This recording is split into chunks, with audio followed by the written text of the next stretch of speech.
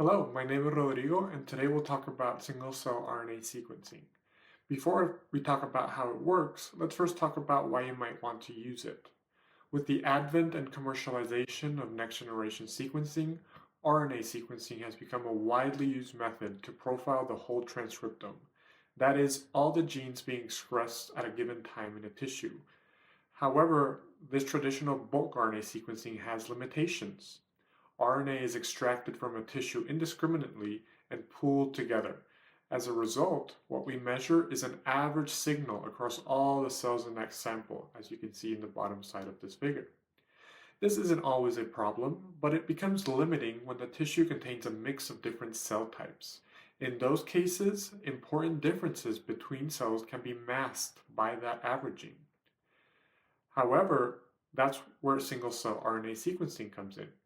Instead of measuring an average, single-cell RNA sequencing allows us to capture gene expression at the level of individual cells. This allows us to see what each cell is expressing, identify distinct cell types within a sample, and uncover cell-specific responses to different stimuli or conditions. Next, let's walk through the basic workflow of single-cell RNA sequencing data collection. The process begins with tissue dissociation, where you take a tissue sample that contains many cells and you dissociate to get single-cell suspension. This step is critical to ensure that what we're truly measuring are individual cells. We want to minimize artifacts known as doublets, where two or more cells are clumped together, leading to the measurement of them together instead of truly single-cell resolution. Once we have these individual cells, they are isolated and their RNA is extracted. From there, we move on to library preparation and sequencing.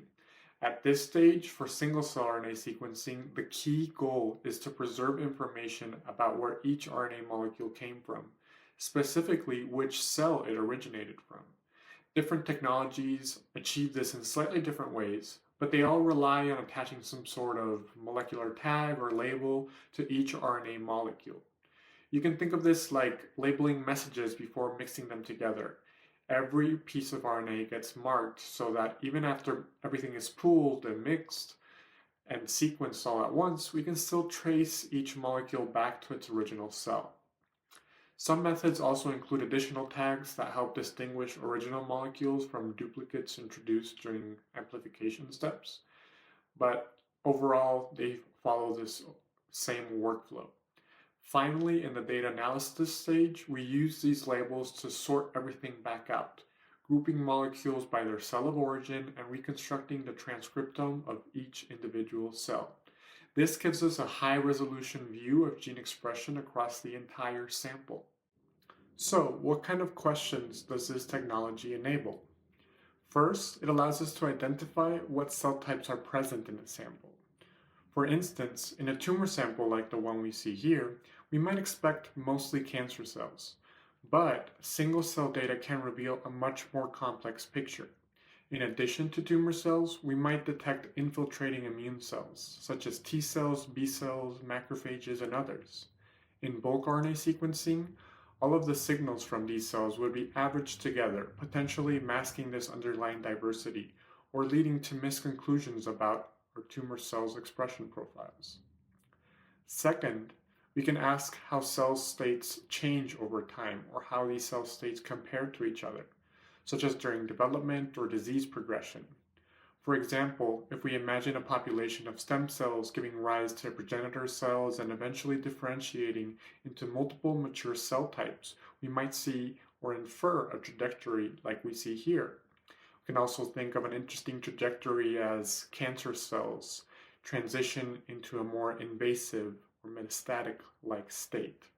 Single-cell RNA sequencing allows us to reconstruct these transitions and trajectories and find genes that either drive changes in the trajectories or transitions, or to find genes that contribute to differences between populations of cells. Third, we can identify and characterize rare subpopulations of cells. Returning to the tumor example that we had at first, we might initially identify a cluster of T cells. But with single-cell resolution, We can go a step further and distinguish different subtypes or functional states within that group based on their gene expression profiles.